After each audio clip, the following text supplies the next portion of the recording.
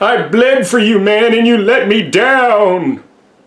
Afternoon, guys. Joe here, and I'm doing that video I promised you. This is the Zotac 750 Ti 1GB model. It's also the shorter one. There is one available with 2 fans, but this is just your entry-level Ti, if that makes sense when you're talking about a Ti product. This is a 4.5-year-old graphics card. It was released in the middle of 2013 along with the rest of the 7 series, and for a long time it was a great alternative to spending a lot of money for a card that you really didn't have the money to afford or settling for onboard graphics. However, in the last 4.5 years, a lot of cards have come along that have made this card quite frankly not worth buying unless you can get it really, really cheap. Why would you look at a card that's that old and that cheap and that you wouldn't recommend? Because there is always the possibility that you can get a hell of a deal on this card. There are people out there that will sell you this card for 20 or 30 bucks, or you can find it at a store, flea market, what have you.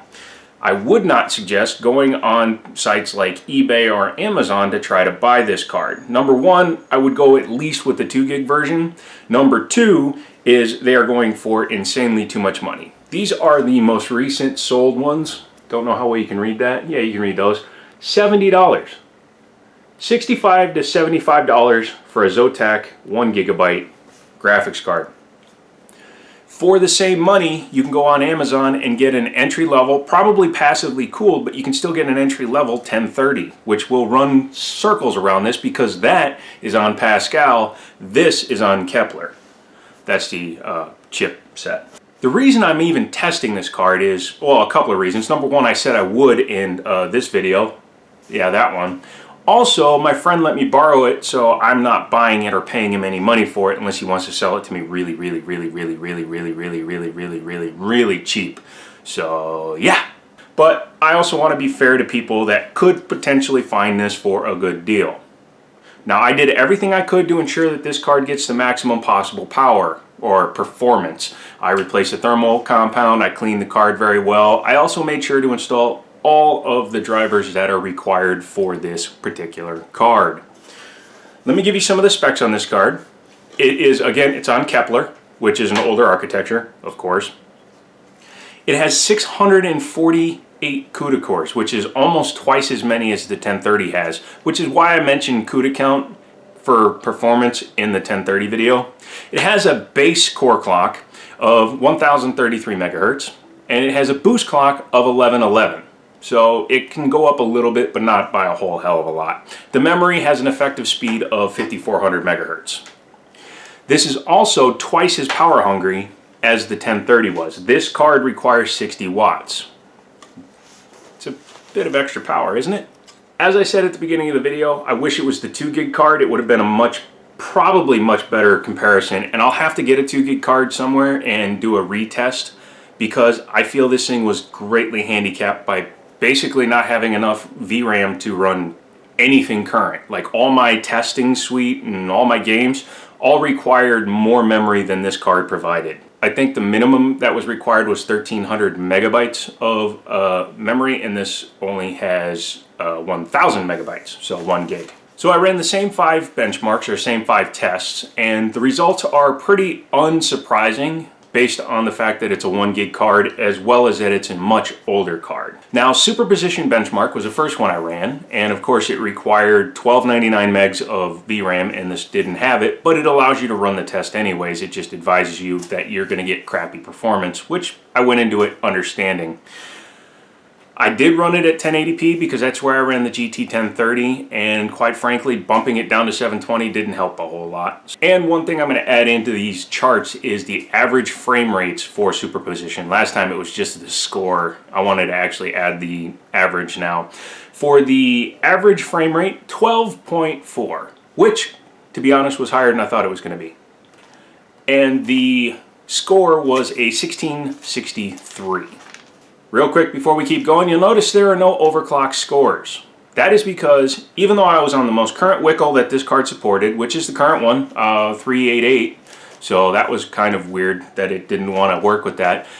No matter what I put in for an overclock, even if it was 5 megahertz on the core, it would not accept the overclock. It actually slowed the card down anytime I tried to overclock it. So this card did not win the Silicon Lottery. The fact that I can't overclock it even 1 megahertz really kind of surprised me.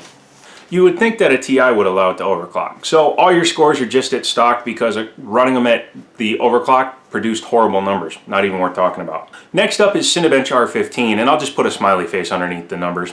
70.01. So if you were playing something that wasn't very intensive, potentially you could have an okay experience. Next was 3D Mark, and let's see, what did we do there? Not that great, kids. On the Skydiver, because it wouldn't even start Firestrike, didn't have enough memory. On Skydiver, it had a combined score of 8,243. As you recall, the score for the 1030 was almost 50% better across the board except for the CPU. The GPU scored 8,049, and the CPU, probably because the system wasn't optimized to be running with this old of a card, only scored a 14,499, which also is damn near 1,100 points under what it was running with even the 1030. I'm not sure if the bottleneck caused the whole system to slow down, but it was pretty obvious it wasn't running very well. And in fact, the minimum average on the FPS was 12, so it was pretty abysmal. In Grand Theft Auto 5, the minimum was 12 frames per second, the average was 17, and the max was 77, and that was just in the first half or 2 seconds of a couple of the clips as it was loading in. For some reason it jumped up, but then it just tanks right back down. So completely unplayable at 1080p. I tried playing a little bit at 720p, and it was in the 20s, the very low 20s, so it's still not playable on this card. And don't forget, I'm running it on a 6800K with 16 gigs of RAM, DDR4, and an SSD, NVMe SSD, and it's still... Lastly, you have CSGO. The minimum frame rate was 40, the average frame rate was 52, and the max I got was 71. Again, at 1080p on low settings. So if I dropped it down to 720p, I'd probably keep it over 60 frames per second, and it would probably be a playable experience. However, have you ever played something at 720p on a 60-inch screen?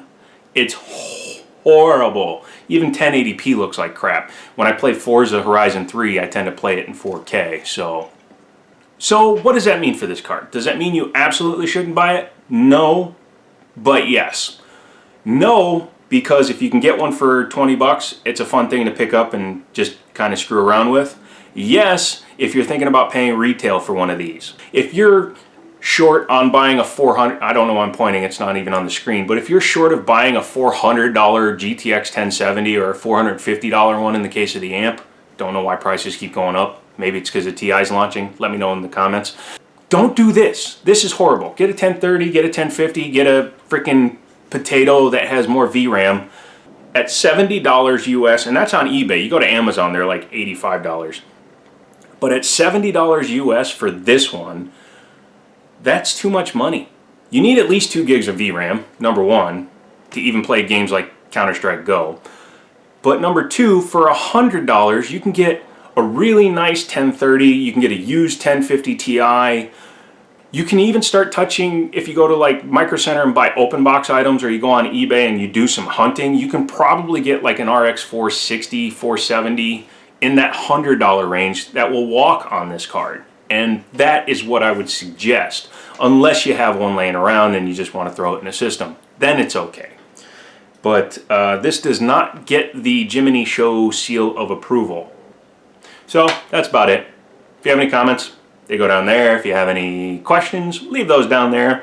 If you'd like to see something else, I have a couple of bare bones boards that I'm going to look at. I have an ancient compact laptop that my dad refurbished, some netbooks and older tech that I want to look at, as well as I'm thinking about getting one of those external GPU adapters, plugging one of those on there, and seeing how that goes. So, yeah.